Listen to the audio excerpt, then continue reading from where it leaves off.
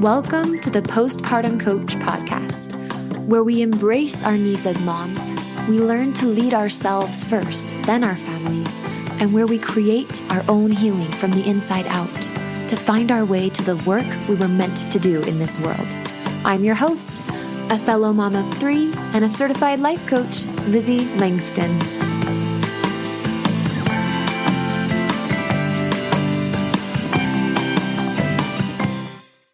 Hey everybody, welcome back to the Postpartum Coach podcast. This is so fun to be doing a bunch of bonus episodes just because, literally just because, for you, but also for me and for the universe. I feel like there's so many heavy things happening right now. I've watched everything going down in Canada. I've heard about what's happening in Ukraine. And that's just the beginning. I know there's so many, it's just insane. The intensity, the opposition, and also the strength of the people, the good people of this world. And my prayers they go to the good people. And today, honestly, I wanted to just share a bit of humanity with you. So when I wrote this, I wrote it for myself. I wasn't planning on sharing it. And actually, the thought of sharing it made me creeped out. And I was like, I'm pretty sure I'm not going to do that. And then I don't know, girls, I just feel like being really human today. And I just feel like sharing this poem about my experience of depression is going to help me to raw up a little bit and maybe just sand me down into something useful that could help others. That's what I desire today. And my heart and my prayers go out to Ukraine, Canada, anyone else that's needing help and love and support. I just want to share that love. I was actually able to do a mushroom ceremony recently. And so for those of you who don't know, like psilocybin, natural plant remedy for depression. And there's been a lot of research about like psychedelic plants being used to instead of drugs from like the big pharma. Instead of synthetic versions of plants, we're just going to like the real deal. And there's this whole like spectrum of ways you can use plants. There's microdosing. There's a full-on ceremony like I did. I've done both of those actually. And it's just such a blessing. So maybe more on that another time. I don't know why I shared that with you. It just also feels very aligned. I want to be human. Okay, one more quick little thing before I move on. One of the things I've been really working on as a person lately is not hiding any parts of myself. That doesn't mean that I always choose to share every part of myself with people that I don't feel like it is safe with. But when I feel safe and protected from me to myself, there are certain things that I just want to share. And I want to share them because specifically with the mushroom stuff and plant medicine, I've also done ayahuasca, Ayahuasca, if you wanted to look it up. There's probably a lot of weird stuff out there. So you definitely want to go through the indigenous peoples that foster the medicine, who ritualize it, who ceremonialize it. It's very, very, very, very sacred, protected, very spiritual the way they do it. And then there's unfortunately, a lot of very Western type people with a very Western type mentality of, let me come do plant medicine to go on a trip. And it's just not what it's about at all for me personally. And I know for the tribes and the shamans and the people who so lovingly grow the plants and bring them to us. I don't know what else I was going to say about that. It just feels like, I'm just trying not to hide any parts of me. I'm just being me, girls, being me. Okay. So this is a poem I wrote, just a little extra, literally just a little bonus of my experience of depression. I don't want to go into details, so you might hear me reference like he or she or they, and I'm not going to be like disclosing any of that because it doesn't feel safe for me yet or appropriate or like I need to do that or I want to do that. But nevertheless, I will share this. I hope this is like interesting for those of you who have never experienced depressiveness, and I hope for those of you who have, that you can like find yourself a little bit in these words. Okay, it doesn't have a name. It's a titleless poem. All right, here we go. This is my ode to postpartum depression. Wanting is exhausting. Stopping is mildly intriguing, but going is exhausting. Defining your identity is like buttering hot toast. keeping your focus like ping pong, watching TV shows but only all day long, biting back when they bite you, hiding out when they come to fight you, saying yes when it hurts, saying yes because it turns off my pain. It's like I'm John Mayer, can't stop this train. Muzzle me now because I bravely want to speak this, calm my heart down because they dangerously want me to keep this. How public can I go when they'll just threaten me, reject me?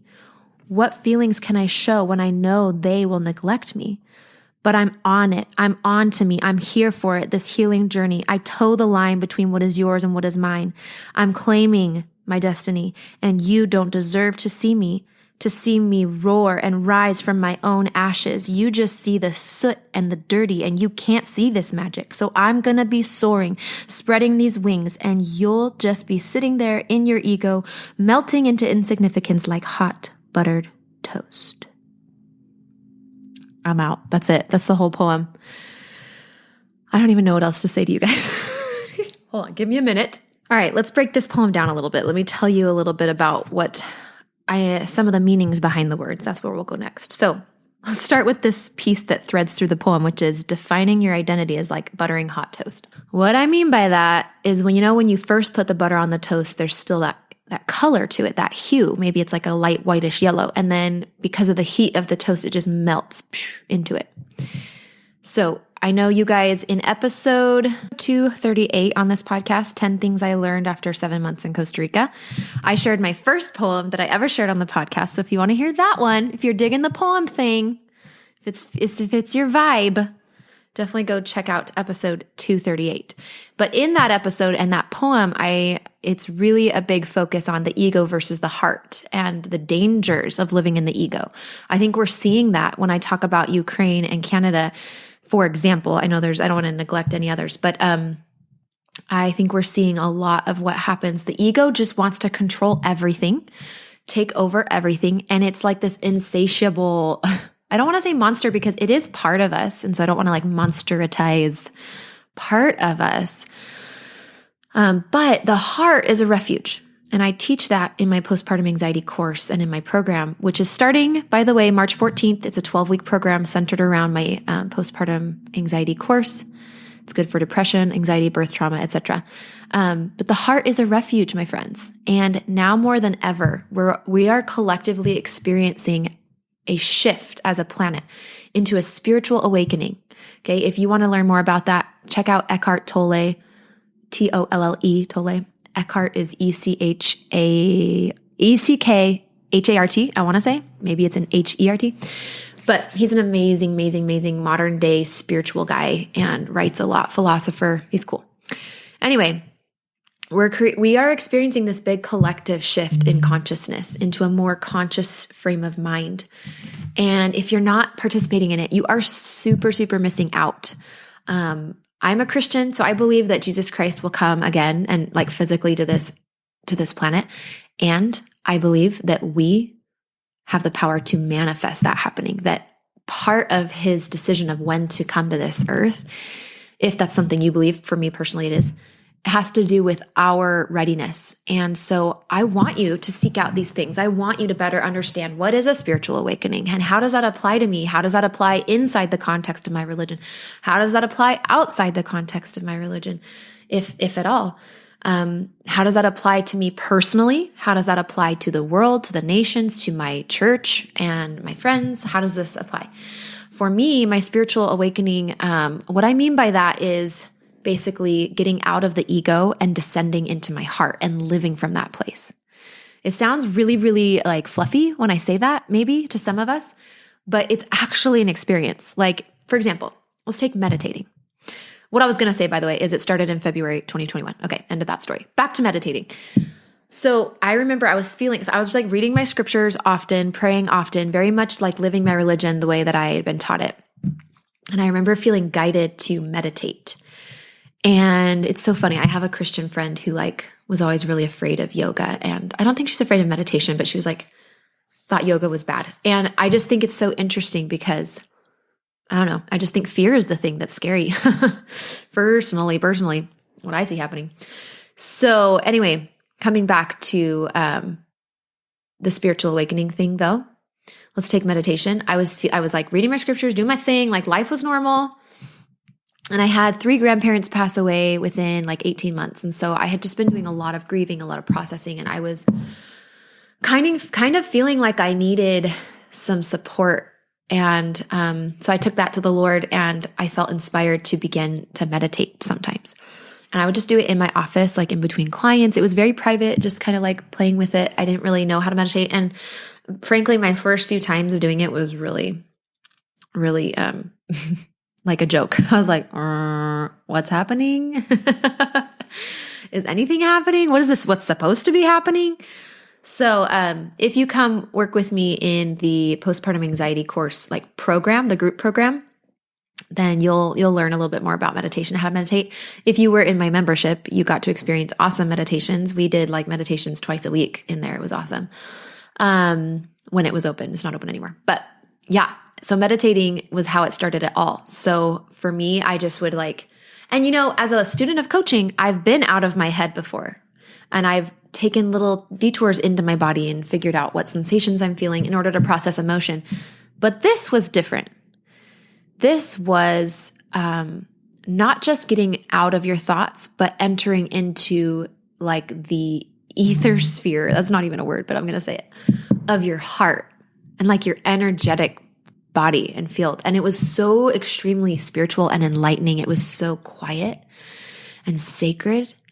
And it was in that space that I felt like I perceived all things differently. My God felt like a visceral experience versus just like a mental one. I don't know. And I was able to just experience a peace that I have always read about in the scriptures, and I have felt glimpses of, like when the Holy Ghost has kind of moved upon me, but I was able to like live in it. And I realized that that I kind of broke through something, like as somebody who was constantly seeking out God and constantly wanting to feel close to Heavenly Father and Heavenly Mother and Jesus Christ. If you don't believe in a Heavenly Mother, that's okay. I just bear with me as I say that, because that's my belief system. Yeah, it was just like phenomenal, friends. It really matured. I don't think matured is quite the right word. I just really landed. I landed into this zone of spirituality that felt like it was covering every moment of my life, not just when I was reading my scriptures or when I was praying, but like breath to breath. And it's interesting, I say breath to breath, right? Because meditation is really through the medium of breath. There's something to be said for like that breath of life. Like there's something about our breath and going into the breath that like takes us to our mother. In the ancient tribal traditions of Native Americans is such a broad term because there's so many different tribes, but I will unfortunately just have to stay broad for now because I don't know more than that. Peyote, is that a tribe? Because I remember I sat with the medicine with this guy in Sedona, and he was a peyote. It was peyote medicine. I wasn't partaking of the peyote medicine. He was telling us about it. I was there for ayahuasca. And it was all gorgeous and sacred. And he was sharing about how the 4 elements and the 4 directions is something that like they ceremonialize every day in their tribe, where like every morning they'll wake up and they'll greet the north and the south and the east and the west. And like they have like, it's like father, son, I think is in the east. I should really look these up. I feel like I'm being disrespectful, so I won't say more. But then besides just the 4 directions, they would talk about the elements: earth, wind, water, fire. And wind is like the breath. It is one of the basic elements of life. And so I don't want to like go off on a limb and on a tangent, because I just feel like everybody has to kind of come into this own sacredness on their own and in their own way. And I know that when I talk about this, it can feel really confusing or like affronting to those of us who maybe haven't really zoned into this space. I know that that's always how it kind of felt for me when people were talking about yoga and meditation. Like I just thought those were yogis and they weren't me. But what I've understood is that it's not a religion. It's almost like a sphere or almost like a wormhole to more spirituality. That's what it has felt like. So I will leave it there. I invite you to come join us. So in this 12-week group program, every time we meet, so it starts Monday, March 14th. I'm going to say that in like all of these bonus episodes because I don't want anybody that wants to be there or who feels compelled to be there to miss it. So it starts Monday, March 14th. We're going to be meeting Monday nights every week for 12 weeks. Okay. And each time when we arrive to the call, there's no rush. And we're just going to be breathing together for the first few minutes. And you're going to get to experience these little tastes and these little sound bites of this spiritual realm. And maybe not at first, right? Maybe you might have to grow into it and you might have to really meet it where it is. Because when we're up in the ego, and it doesn't mean anything about you if that is you, right? Like if you are kind of really consumed by thought. If you are experiencing anxiety and or depressiveness, this can be kind of an indicator that you've gotten caught up in the ego, whether you've always been there your whole life or whether, like for me right now, I feel like I've been very embodied and in my heart. And then I had like a trauma trigger happen, like a big one in my life. And I got back up, like caught up in my mind. And so I'm working on descending again. But I want to teach women how to anchor themselves into their bodies. And I want to teach women how to really perceive that their body is a temple, like not just the phrase that you read in the Bible, like your body's a temple, but it actually feels that way, like just as holy, as feeling like you are in God's presence, as feeling like your body is a place that God could come and like descend and be with you and spend time with you.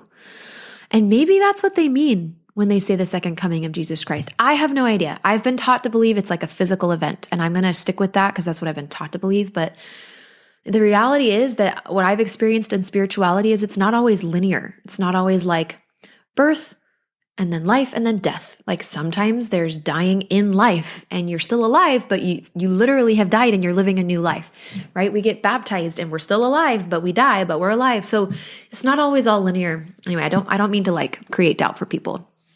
I want you to go on your own journey. So come join us if you want to deepen your spirituality, if you want to get into breath practice.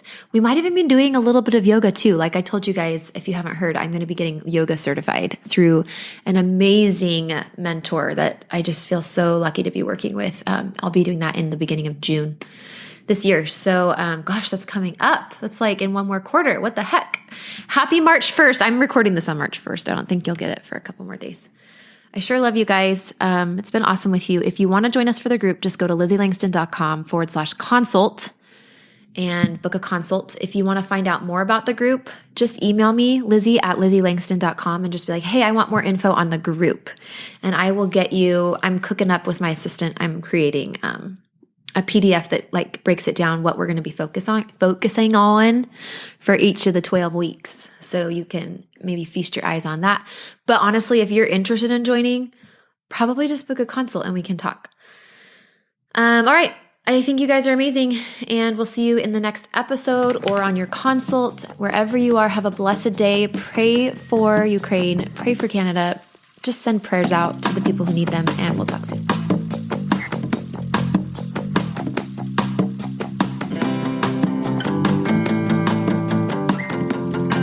Hey, Lizzie here.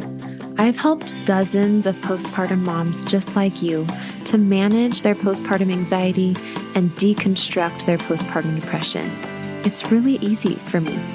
So if you're ready to feel better, I know the way. Let's chat on the phone. Set up a time by going to LizzieLangston.com/consult. It's pretty simple, and I will be calling you soon.